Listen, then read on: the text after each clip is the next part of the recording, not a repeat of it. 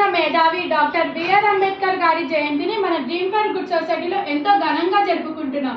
Doctor B R Ambedkar బోధించు, సమీకరించు, పోరాడు, ముఖ్యంగా నిన్ను నువ్వు విశ్వసించు అని ప్రజలను చైతన్యపరిచిన న్యాయ కోవిదుడు డాక్టర్ బిఆర్ అంబేద్కర్.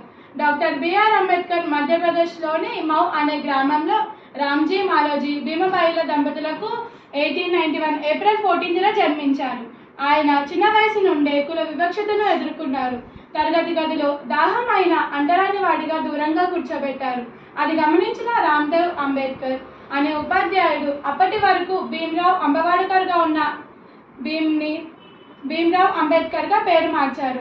ఆనాటి నుండి కుల వివక్షతను ఎదుర్కోవాలంటే చదువు మాత్రమే ఆయుధమని బలంగా నమ్మిన వ్యక్తి డాక్టర్ బిఆర్ అంబేద్కర్. ఆయన విద్యార్థిగా, ఉద్యోగస్తునిగా ఎన్నో ఇబ్బందులను ఎదుర్కొన్నారు.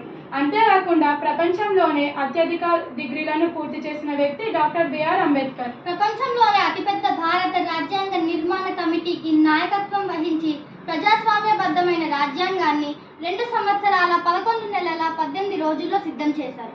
భారత రాజ్యాంగం పొందుపరచబడిన సమాన హక్కులు, విద్యా హక్కు, స్వేచ్ఛ, స్వాతంత్ర్యం, గౌరవం ఇవన్నీ కూడా అంబేద్కర్ మనసులో నుంచి వచ్చిన గొప్ప ఆలోచనలు. ఐక్యరాజ్య సమితి డాక్టర్ బిఆర్ అంబేద్కర్ని ప్రపంచ నేతగా గుర్తించింది. అంబేద్కర్ జయంతిని ప్రపంచ విజ్ఞాన దినోత్సవంగా జరుపుతున్నది.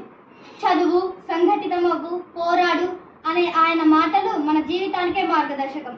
మన జీవితంలో పరిస్థితులు ఎలా ఉన్నా సరే మన సంకల్పం బలంగా ఉంటే మనమే మన భవిష్యత్తును నిర్మించగలం. మనలో నుంచి కూడా మరో అంబేద్కర్ తయారవుతారని ఉద్బోధించారు.